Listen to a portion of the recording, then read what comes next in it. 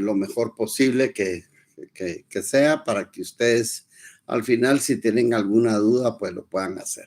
Hoy vamos a ver las formas especiales de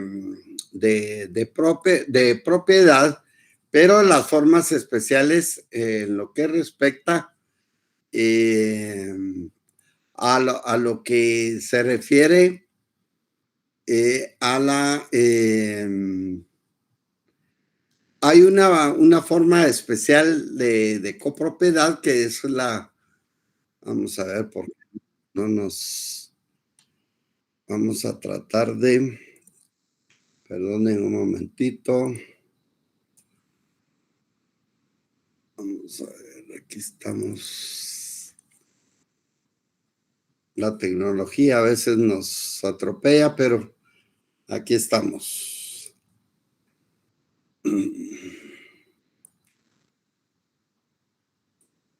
Ok. Entonces, voy a tratar vamos a preguntarles si estamos bien con la imagen. Y está bien la imagen, está bien el audio. Está bien la imagen, se ve bien la imagen y se escucha el audio. El audio. Bueno. Sí, se escucha bien, gracias.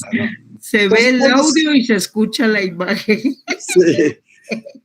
Cuando hablamos de las formas especiales de propiedad, pues hablábamos propiamente de lo que era la copropiedad, que es una forma de propiedad voluntaria, en la cual voluntariamente se reúnen varios y son propietarios de un bien. En cambio aquí vamos a ver la copropiedad de ese tipo es voluntaria. Aquí vamos a ver las formas especiales, pero que son forzosas, y a sabiendas que la voluntaria, por ejemplo, esta es temporal, debido a que si se recuerdan que cuando ha sido constituida fue gracias a un pacto de indivisión que se hizo, el cual la ley pues, establece que no puede ser mayor de 3 años y que puede, de común acuerdo entre todos los copropietarios, pues prorrogarse por otro periodo igual. En cambio, en la copropiedad esta forzosa, que es más permanente, vamos a ver la medianería y la propiedad horizontal, y esta es forzosa cuando los bienes sobre lo que va a recaer no son susceptibles de división, o sea, que no se pueden partir. O bien, al operarse la misma, o sea, que se pueda partir esa, va a perder completamente su valor y entonces no va a existir la copropiedad. Primero, pues vamos a ver lo que corresponde a medianería.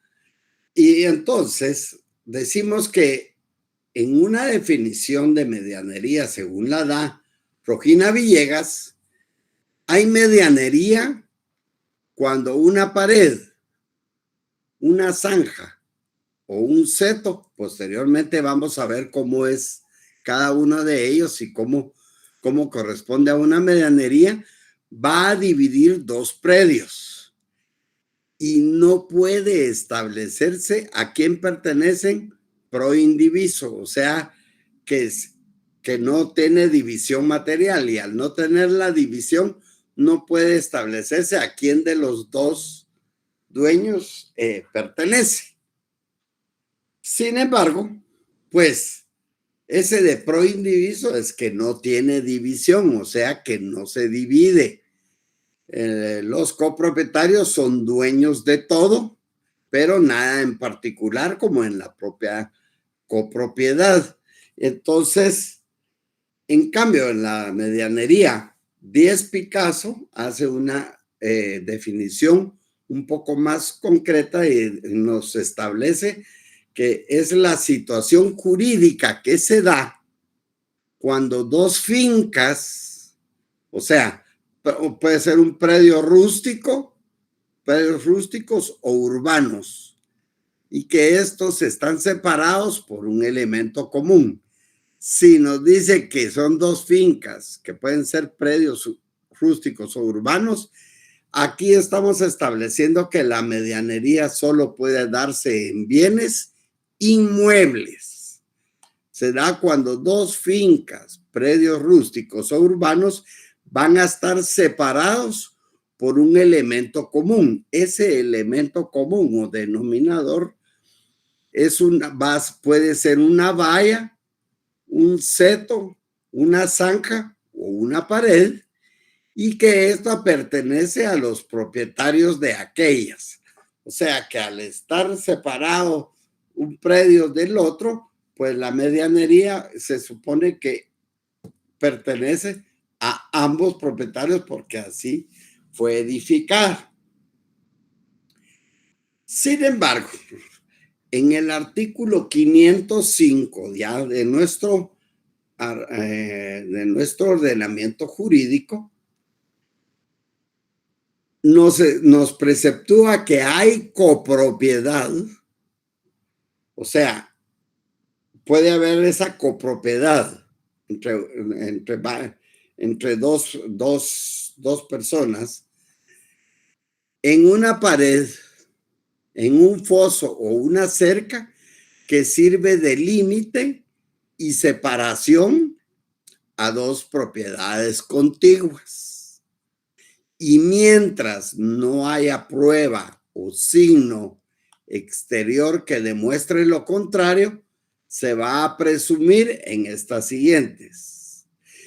Si dice, y mientras no haya prueba o signo exterior, o sea, que la ley nos va a establecer en el artículo 506 todos esos signos contrarios a la medianería, o sea, cuáles son esos signos que al verse presumiblemente nos dice esto no es medianería. Entonces, establecen el 505 que es medianería en tres formas. En las paredes divisorias de los edificios contiguos hasta el punto común de elevación. No puede usted elevar una pared grandísima si solo es separa a un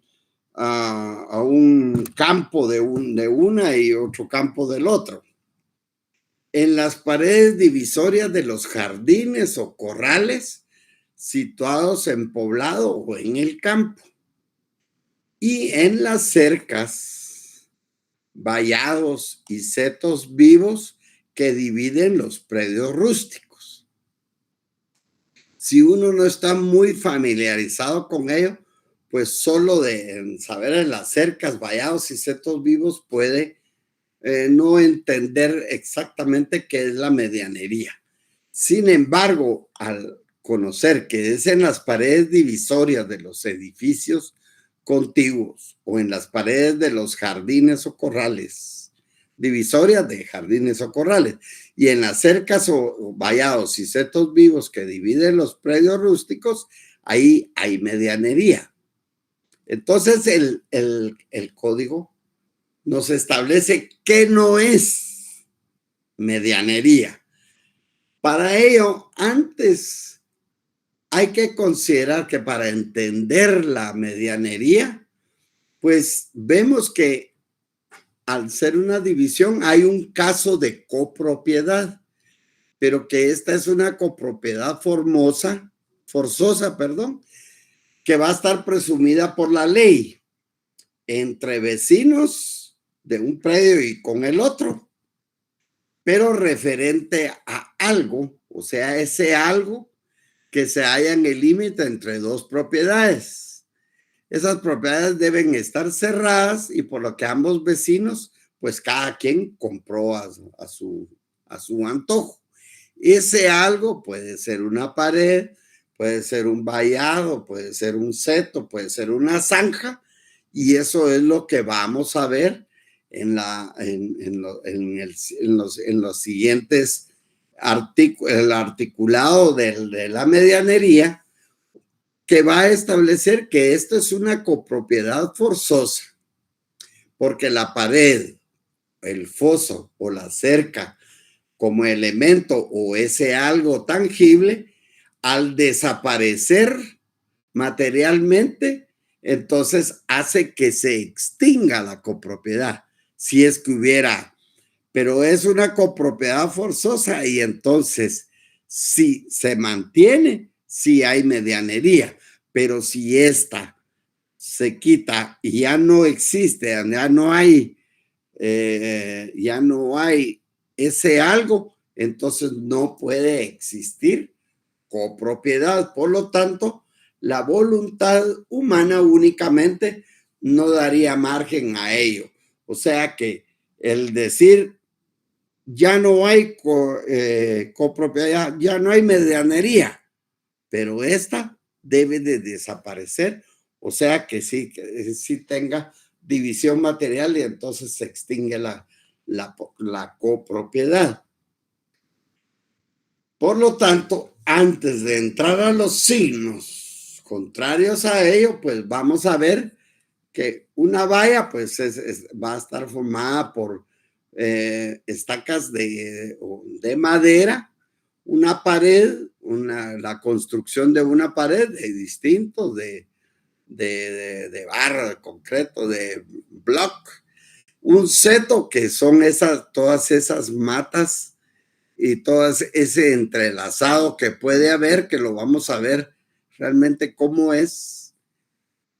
La cerca, que puede ser tanto de palos de madera o incluso alambrada, y las zanjas que puede estar dividiendo exactamente una propiedad de la otra, pero que para que sea medianería la zanja tiene que dividir una de la otra, aunque esté más hacia el lado hacia un lado del predio de uno u otro, entonces eso hace que no sea medianería.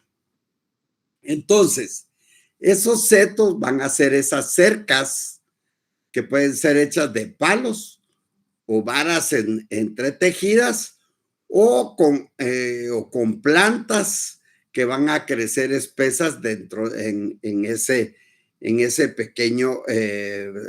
pequeños setos que pueden ser sembrados. Eso es un seto. Hay también setos vivos que pueden ser hechos de mata o arbustos vivos, pero que exactamente tienen que dividir un predio del otro predio, o sea, estar contiguo a los predios colindantes. Los muros medianeros, o sea, las paredes, pues estos obviamente al edificarse como medianerías tienen que ser simétricos, tanto una distancia hacia la parte del predio A, si así se dijera, y el predio B, o sea que tiene que estar exactamente con la misma distancia entre uno y otro, y estos pues pueden ser construidos en forma encaballada, o quiere decir sobre un eje divisorio entre un predio y el otro. Igualmente, pues el muro encaballado quiere decir que esté a la misma distancia, tanto para hacia un lado como para el otro. Aunque si este está asimétrico, pues no puede ser determinado que sea un signo contrario a medianería. O sea que tiene que estar exactamente en la línea divisoria. Por lo tanto, al saber en el 505 que en esas paredes divisorias y en las cercas, vallados y setos que dividen a los predios, esos signos contrarios a la medianería van a estar referidos a un aspecto físico o a alguna circunstancia en una pared divisoria que advierte que ésta no pertenece por igual a los dos predios colindantes. sino que es propiedad exclusiva de uno de ellos. Esta más yo la edifiqué en mi predio, en mi propiedad, si usted así lo quiere decir. Esta pared realmente es mía y no puede ser considerada medianería, a menos que fuera exactamente y que divida y que haya una copropiedad, o sea, haya un pacto, un contrato entre uno y otro y que decidan que es una pared medianera. Estos signos, como consecuencia, destruyen la presunción legal de que la pared es de medianería. Entonces, en el 506, el primer numeral nos dice signo contrario a medianería cuando hay ventanas o huecos abiertos en las paredes divisorias de los edificios. Aquí, estando en este edificio, pues no puede ser considerado como pared medianera, porque está a una elevación y aquí hay pues ventanas y no puede considerarse que hay una pared medianera entre tal, mientras no se haya edificado como tal. Si hubiera una pared medianera, pues tendría que llegar justamente hasta la parte inferior en donde se ha edificado una ventana. Por lo tanto, esto es considerado en estos huecos abiertos de luz o de vista que sirvan para ello. Esto es un signo contrario a medianería y por lo tanto no puede considerarse como medianería. También cuando conocidamente toda la pared, el vallado o el seto van a estar construidos sobre el terreno de una de las fincas y no por mitad. Esto solo está en una y entonces no puede ser considerada como pared medianera. Por lo tanto, el propietario de este predio no puede utilizar esta pared como para colocar algún artefacto que sostenga un portón o un portón eléctrico, etcétera, porque no es pared medianera y entonces yo no puedo utilizar la pared del propietario del predio contiguo. También cuando la pared soporta las cargas de carreras, pisos y armaduras de una de las posesiones, estas son las armaduras, carreras y armaduras, y que solo sostengan de un lado y no de ambas, y entonces no pueden ser consideradas como medianerías. También cuando la pared divisoria entre patios, jardines y otras heredades están construidas de modo que la albardía cae hacia una sola de las propiedades. La albardía, pues, es un tejadillo que se pone en los muros, en donde va al salir esto, ahí va la canaleta, para que drene el agua y no produzca humedad en los paramentos, o sea, en las partes de las paredes.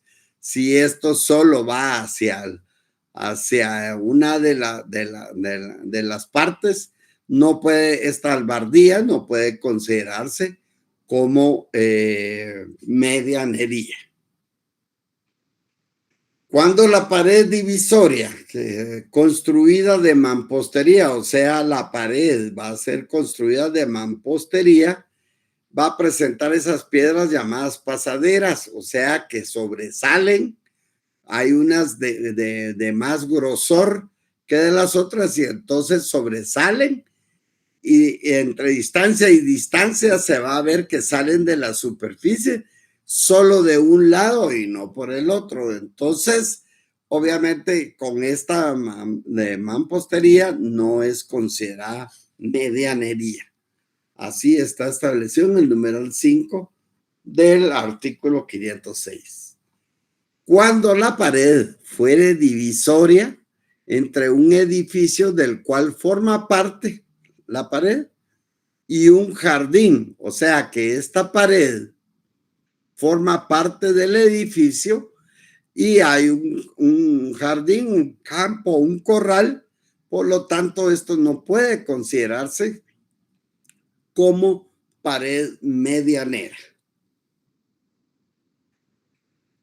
Cuando una heredad se halle cerrada o defendida por un vallado, una cerca o setos vivos y las contiguas no lo estén. Aquí están defendidos, pero el de este lado no lo tiene. O sea que se supone, se presume que esto pertenece al propietario del predio contiguo y entonces no puede considerarse medianería. Cuando la cerca, que también cierra completamente una heredad, es de distinta especie de estas matas, pueden ser del otro lado de distintas especies de la que tiene un lado el vecino, por lo tanto no puede considerarse medianería. Cuando en las cercas de alambre de cualquier clase, este alambre va a estar clavado en los postes o setos vivos, pero que los sostienen, pero solamente de un lado y no del lado del contiguo. O sea que donde estén clavados y edificados, se va a presumir que esto es propiedad de donde se edificaron y no del lado contiguo, por lo tanto no puede ser considerado medianería. Esto hace que el artículo 507 en general se presume que todos los casos señalados como signos contrarios de medianería, la propiedad de las paredes, cercas, vallados o setos va a pertenecer exclusivamente al dueño de la finca o heredad que tiene a su favor aquellos signos exteriores. Entonces, pues ahí está. En el lado de donde se edifique, pues si no está exactamente al límite y no se ha quedado en que cada uno contribuya con la construcción de la pared medianera y vayan, así se establezca por contrato, pues entonces no puede considerarse medianería. Hay problema con los árboles cuando estos árboles son medianeros. En esto, en el artículo 508, los árboles que crecen en el seto medianero se van a reputar comunes y cada uno de los propietarios va a tener derecho a que sean cortados siempre y cuando se pruebe que le está provocando algún daño. Pero si sirven de lindero o forman parte de una cerca, no deben cortarse ni sustituirse si no están de común acuerdo entre ambos propietarios de esos predios. La presunción en cuanto a las zanjas, ahí pues en las zanjas o acequias abiertas, entre las heredades se presumen también medianeras, siempre y cuando no haya título o signo que demuestre lo contrario. Una acequia es un tipo de obra hidráulica que consiste en una zanja o canal construido para que a través de él se conduzca el agua de riego con otros fines. Pero esta no puede tener ningún signo contrario a la medianería, sino que exactamente esté en la línea divisoria, porque si no lo está y solo se considera de un solo lado, no puede considerarse como medianería. Como es una copropiedad entre un dueño de un predio con el otro, pues los dueños de los predios, al constituirse la medianería, están obligados a cuidar de que no se deterioren la pared, la cerca, la zanja o el seto. O sea que ahí le vuelven a establecer que la medianería es esa pared, cerca, zanja o seto que divide dos predios contiguos. Y si por hecho propio, dice, o de alguno de sus dependientes o animales que pudieran haber dentro de cada propiedad se deterioraran, se deben reponer pagando los daños y perjuicios que se hubieran causado. Aquí, pues, el contrato para adquirir la medianería, pues, esto es el propietario de una finca contigua a una pared divisoria, no medianera, solo puede darle este carácter en todo o en parte por contrato con el dueño de ella. Por lo tanto, debe de hacerse a través de ese medio. Hay un derecho de alzar la pared medianera y todo propietario la puede alzar, haciéndolo a sus expensas e indemnizando de todos los daños que se produzcan a la obra contigua, aunque éstas sean temporales. En la limitación de la medianería, pues mientras el dueño de la pared divisoria tenga a su favor una servidumbre del uso de vista, como en la imagen que les puse del edificio, donde están esas ventanas hasta arriba de ese edificio, es del uso de vista, el dueño del predio vecino solo podrá adquirir la medianería hasta la altura de la parte inferior de las ventanas o huecos que constituyen el signo exterior de la servidumbre. No puede tapársele esa luz y vista, no se le puede tapar, sino que solo alzarse hasta la parte inferior donde se inicie la ventana que se presume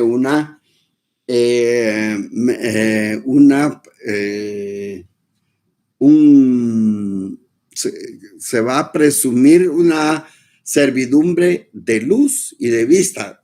Y servidumbre es porque va a tener esa imposición de no poderse tapar. Las obras a cargo del dueño que haya alzado la pared, pues serán igualmente de cuenta del dueño de la pared. Todas las obras de conservación, y entonces en la parte que haya aumentado de altura o espesor.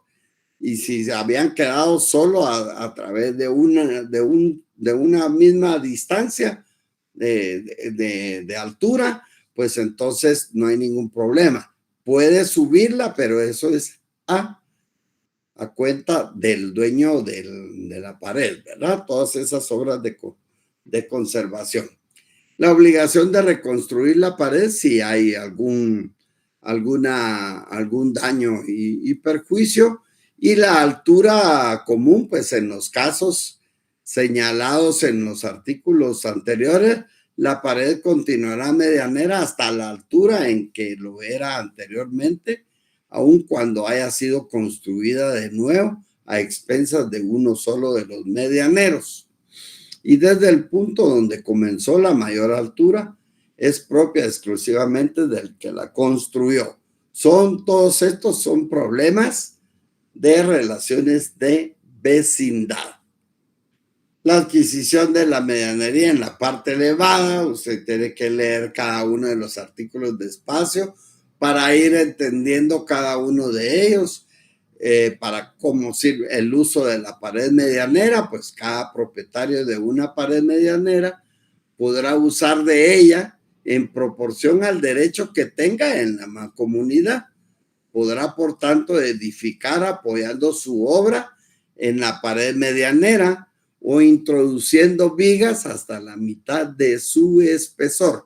No puede pasarse al espesor del predio contiguo, porque entonces ya hay un abuso de propiedad y entonces está pasando hacia el otro lado, pero sin impedir el respectivo uso común de los demás medianeros. Para usar el medianero de este derecho ha de dar aviso previo a los demás interesados en la medianería. No se pueden abrir ventanas en pared medianera.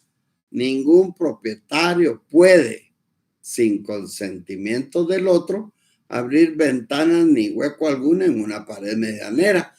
No puedo yo decidir en esa pared medianera, pues hacer una ventana, sobre todo si al otro lado, pues pueda existir alguna piscina o algo y que uno lo esté haciendo como con fines maliciosos.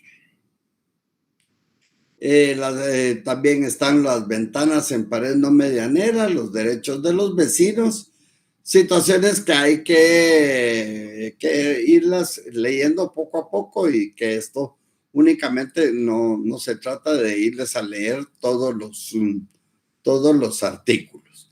Las ventanas de vista de costado oblicuo, que no se puede tener ventanas para asomarse o balcones ni otros semejantes voladizos sobre la propiedad del vecino. Las ventajas de la vista directa, pues tampoco pueden abrirse ventanas o balcones que den vista a las habitaciones, patios o corrales del predio vecino, a menos que medie una distancia de 3 metros.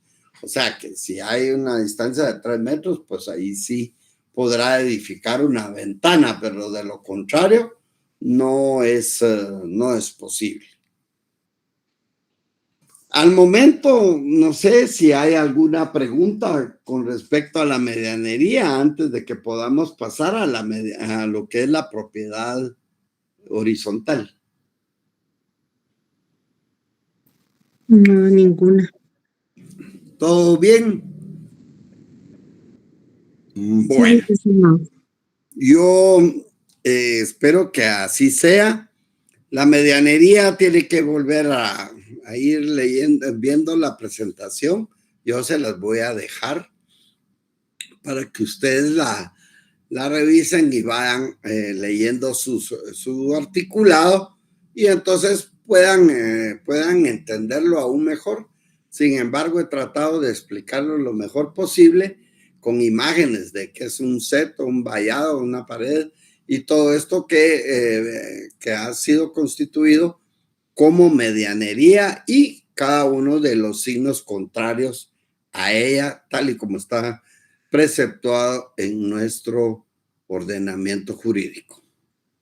Con respecto a la propiedad horizontal, que también es una forma de copropiedad forzosa, pues todo se remonta a los tiempos antiguos entre sus antecedentes, en los cuales las ciudades están amuralladas, que se formaban alrededor incluso de todo lo que fue la Roma, hizo que las forzó a que tenían que crecer, pero crecer hacia arriba.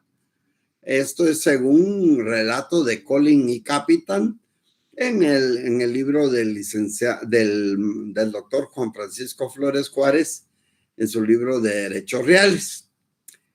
Según estos estudios previos, se estableció que la propiedad horizontal pues tuvo su origen en Roma y a través de la ley de Sicilia en el año 298 de la fundación de Roma, y todo eso se debió a que los plebeyos asistieron para habilitar el Monte Aventino y al darles permiso, pues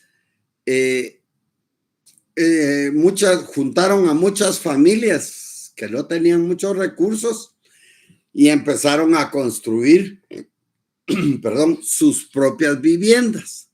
Ellos se unieron para construir casas en común para luego separarlas por pisos, arriba y abajo, en una forma vertical.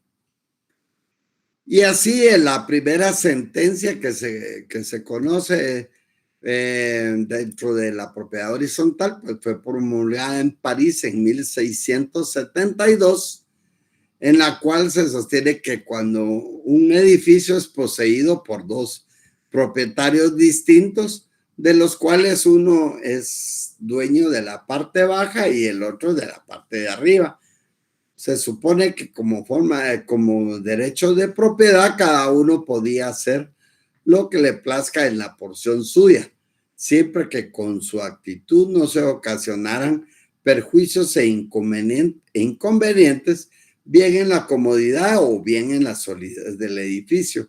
Eso fue lo primero. Y posteriormente, en 1804, cuando los diferentes pisos de una casa ya quedaron realmente dentro del articulado en el Código Napoleónico, los diferentes pisos de una casa pertenecían a diversos propietarios. La primera ley que reguló esta institución, con sus características actuales, fue promulgada en Bélgica en 1924. Y en el continente americano, pues fue Brasil el que promulgó su ley especial. Aquí, pues la naturaleza jurídica significa de cómo se originó o de dónde se originó la propiedad horizontal. Y al principio se originó o se trató como una servidumbre en la cual, pues, habían varios propietarios de distintas casas que tenían que servir a otras que no podían tener los mismos derechos como una servidumbre legal de paso, etcétera. Posteriormente fue considerada ya como una sociedad para culminar en lo que es actualmente como una copropiedad, en donde va a existir más de dos propietarios. Bajo esas consideraciones generales, la propiedad horizontal se presentaba esa imprecisión del término horizontal, ya que a la luz de la lógica, pues todas las propiedades son horizontales al estar edificadas en un suelo. Se ha denominado horizontal porque es una propiedad asentada en un mismo terreno, pero que va a tener varios pisos o planos horizontales. El primer nivel, segundo nivel, tercero piso, etcétera. Siempre se va a referir a un edificio de varios niveles. El edificio está construido en forma vertical, pero su división o valoración no podrá ser otra forma que horizontal, o sea, en pisos o niveles. Aquí pues va a haber un piso, un segundo piso, un tercer piso, un cuarto piso, un quinto, y dentro de un piso, pues los departamentos o apartamentos y las habitaciones. El derecho de propiedad va a estar limitado por esos planos horizontales. Yo aquí puedo, en este piso, pues yo podría comprar todo el piso, pero dependiendo de cuántos departamentos tenga cada uno y cuántas habitaciones. Entonces, así es como se considera la propiedad horizontal. Va hacia arriba, pero es valorada en una forma horizontal. Esa propiedad superficiaria, ese derecho de propiedad que se va a dar a todo lo que se va a encontrar incorporado al suelo, otorgando al propietario la titularidad de lo que se edifique o incorpore sobre dicho bien inmueble, el poder edificar o construir si no existiese. O sea, que en un terreno deciden edificar un edificio que va a ir en una propiedad con varios titulares, se une en una propiedad vertical. Todo aquello que se va a incorporar o edificar en el suelo del inmueble y se va a extender hacia arriba o bien hacia abajo. Acuérdense que hacia abajo, según los estudios de factibilidad, pues puede extenderse hacia abajo, pero teniendo como limitaciones únicamente las que se especifiquen en las normas del derecho público. Acuérdense que propiedad es ese derecho de gozar y disponer que tiene una persona sobre una cosa, pero con las limitaciones y los límites establecidos en las leyes. A través de ello, pues, se edifica en forma vertical, pero hay una horizontalidad.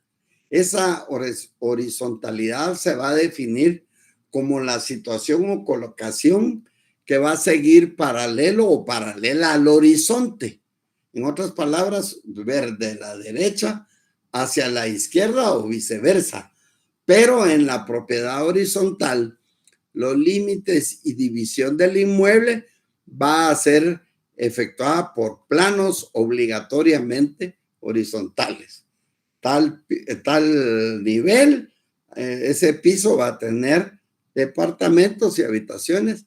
Ese piso puede ser de varios titulares o bien solo uno. Eso es a discreción. Puede tener varios propietarios.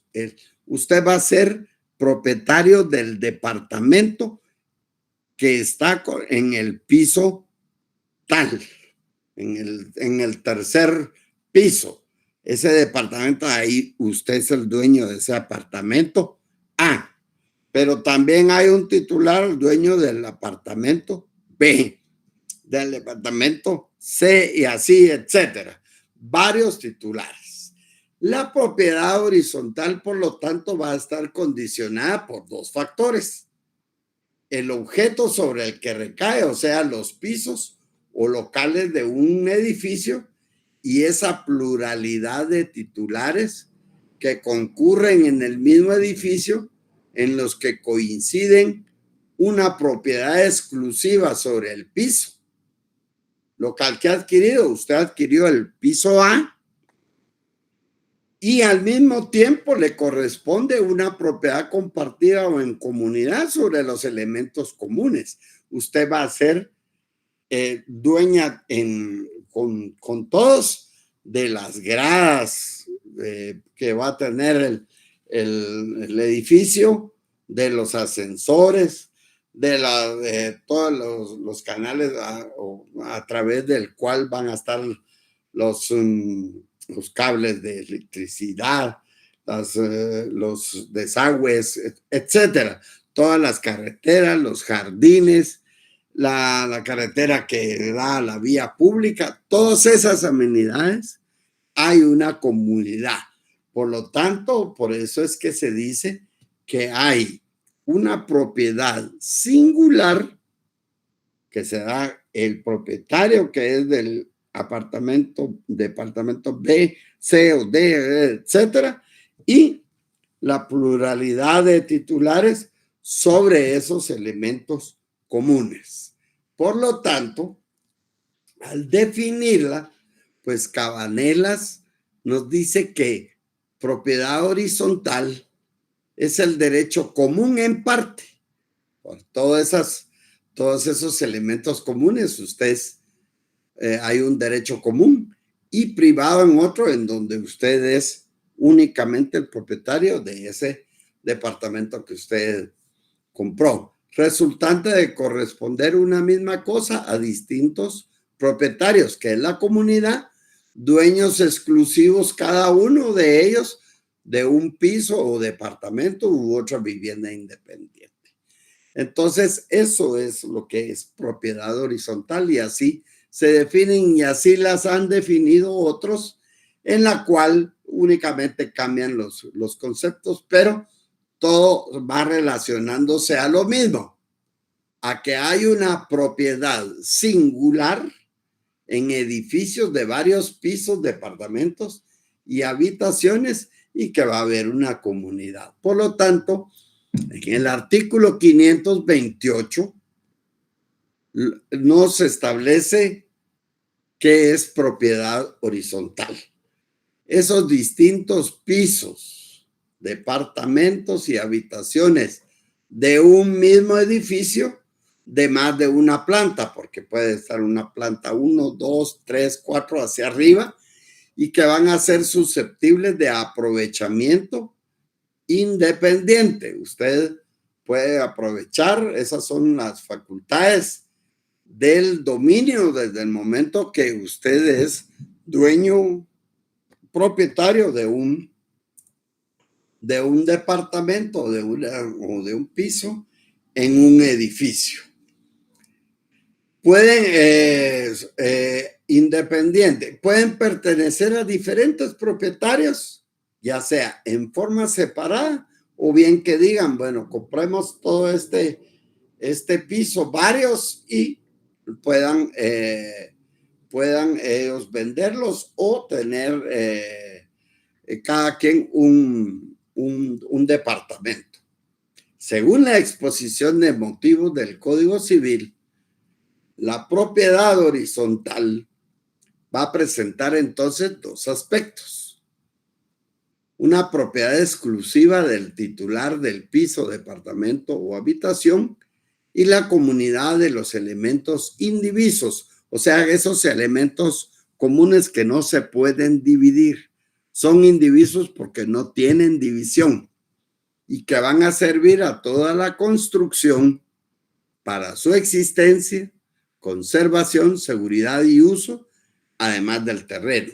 Por lo tanto, por eso es que hay una propiedad singular y una comunidad en ello. Esto hizo que su naturaleza se fuera al principio como una servidumbre, una copropiedad, que es a lo común, y una propiedad.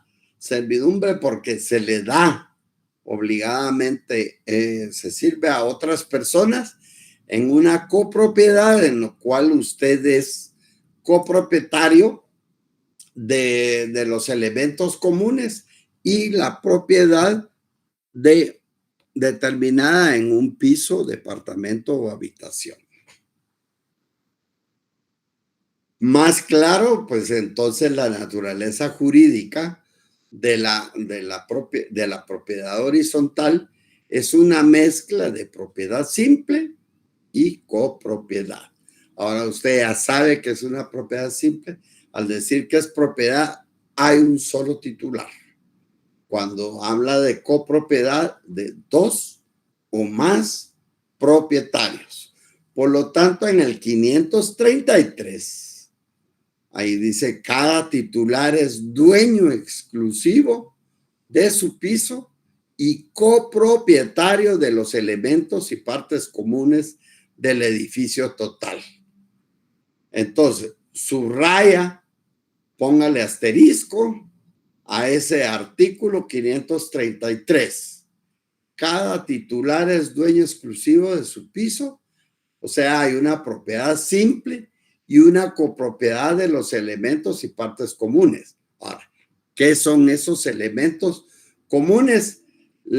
Van a ser, además del terreno, las cosas necesarias para la seguridad, conservación y servicios generales para el uso y goce de todo el inmueble y de cada planta. Característicamente, la propiedad horizontal, pues es por lo tanto, como se dijo, una propiedad singular es una propiedad separada y una copropiedad. al ser en una edificación sobre un terreno, la propiedad horizontal únicamente recae sobre bienes inmuebles. El inmueble, para que pueda ser considerado bajo el régimen de propiedad horizontal, este inmueble debe de encontrarse libre de gravámenes, no imposiciones como hipotecas ni nada, ni limitaciones a la propiedad, anotaciones o reclamaciones en el registro de la propiedad. En caso contrario, deben prestar su consentimiento expreso las personas a cuyo favor aparecieran inscritos tales gravámenes. A menos si ella tiene una hipoteca, sí, pero entonces tiene que dar el consentimiento expreso para que se pueda constituir la propiedad horizontal bajo el consentimiento de quienes tienen los gravámenes, las limitaciones o las reclamaciones.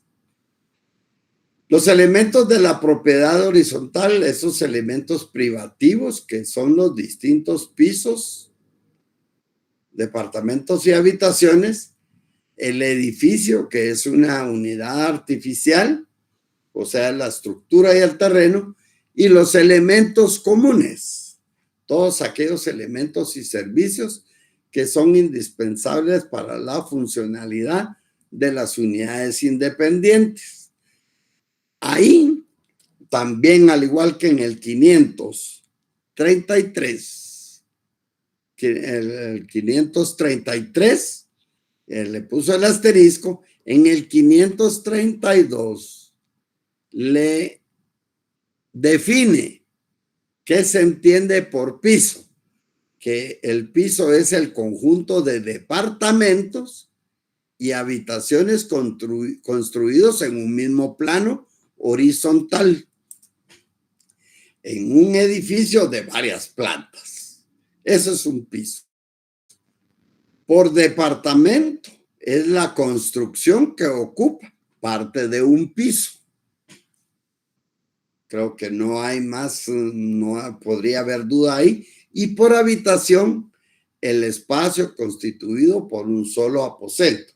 Por ejemplo, así puede estar la guardianía, así puede estar una sola habitación donde esté la garita de la seguridad. Ahora se constituyen bodeguitas, ¿verdad? Entonces, todo ello son parte de esos elementos comunes. Y que obviamente, pues, para eso sirven. Ahora, si estos fueron constituidos y ya se pueden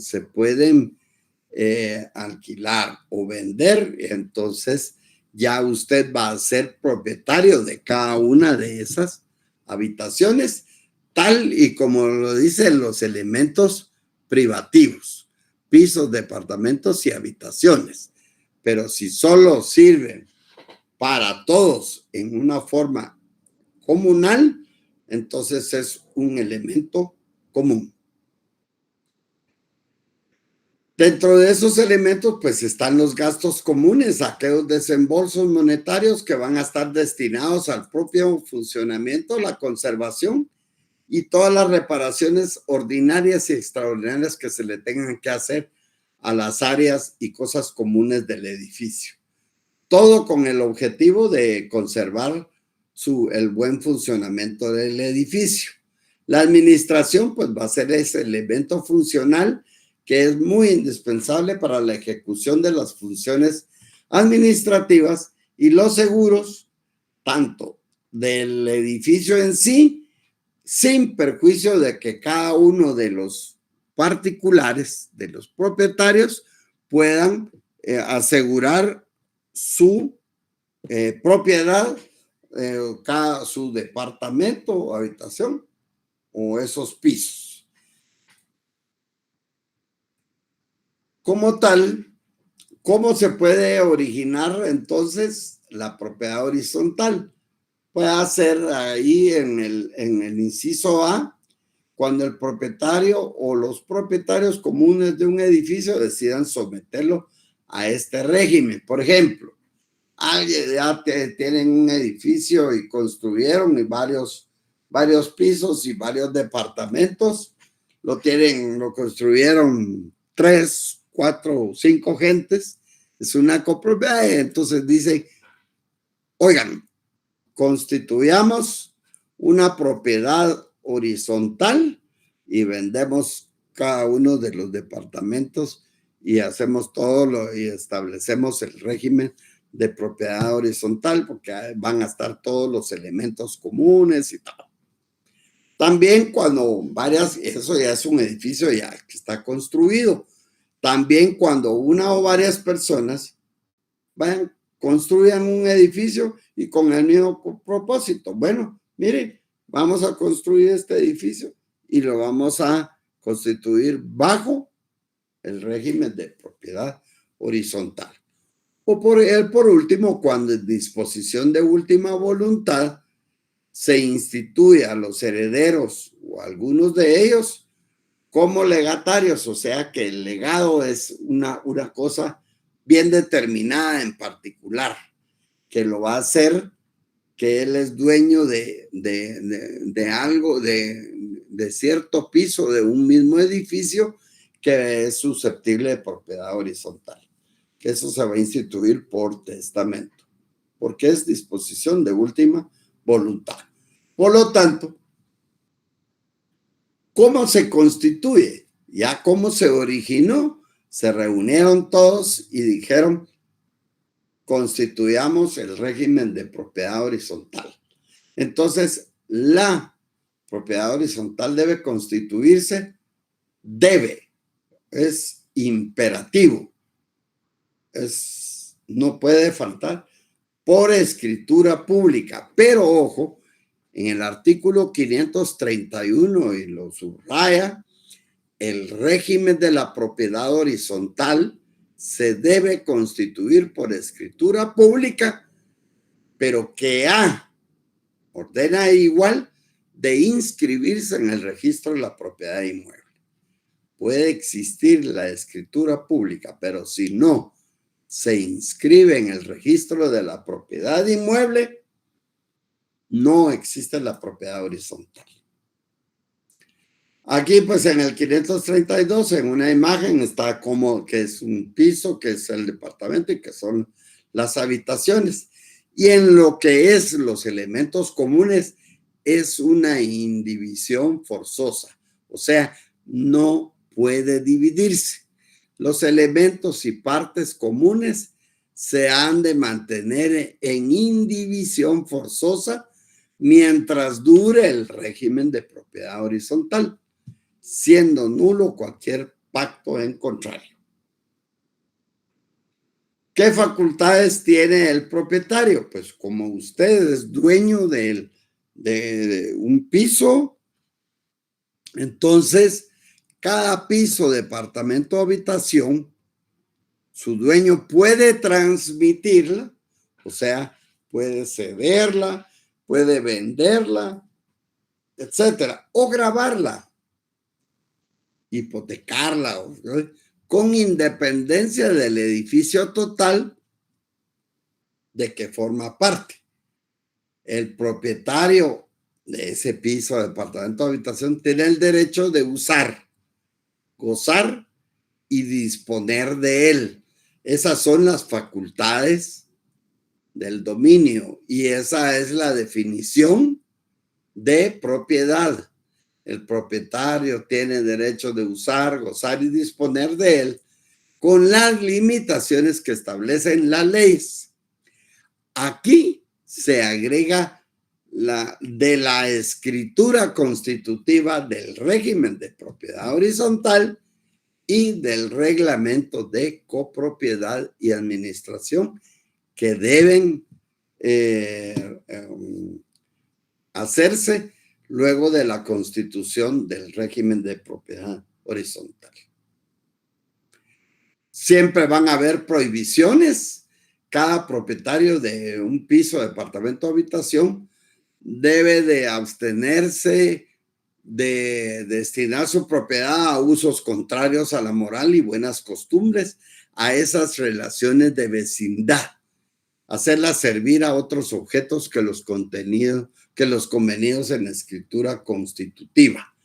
No pueden efectuar actos que perturben la tranquilidad de los demás propietarios u ocupantes o realizar hechos que comprometan la seguridad, solidez y salubridad del edificio, así como incurrir en omisiones que produzcan los mismos resultados, tanto acciones como omisiones y que produzcan los mismos resultados. Todo lo que se origina, todo lo que nace, también se puede extinguir. El régimen de propiedad horizontal puede extinguirse, pero así como se reunieron al principio para constituir el régimen de propiedad horizontal, se puede extinguir, pero por la resolución expresa de los dueños de unidades singulares, o sea, los propietarios del edificio, tomada con el voto de las 2/3 partes del total de propietarios. Sin embargo, la minoría, inconforme con esta determinación, o sea que ellos quieren que siga el régimen, pueden adquirir las unidades singulares de los que hayan votado por la extinción del régimen a efecto de mantenerlo, si es que así llegan o continúa el régimen tal y como se ha establecido. Bueno, eso es la propiedad horizontal. Creo que lo he explicado de la forma más elocuente, más objetiva, con imágenes, con explicaciones que muchas veces no puede entender uno qué es un seto, un vallado, una acequia, cómo se constituye la medianería a través de un contrato y la constitución de la propiedad horizontal, en que hay la singularidad de una propiedad con una comunidad de propietarios hacia todos los elementos comunes. Todos son dueños de todos esos elementos comunes y que eso se constituye a través de una escritura pública, pero que ha de inscribirse en el registro de la propiedad inmueble, porque la propiedad horizontal es sobre bienes inmuebles, al igual que en la medianería, en que divide dos predios contiguos, ya sea rústicos o urbanos, y esto también se trata de bienes inmuebles. ¿Alguna duda?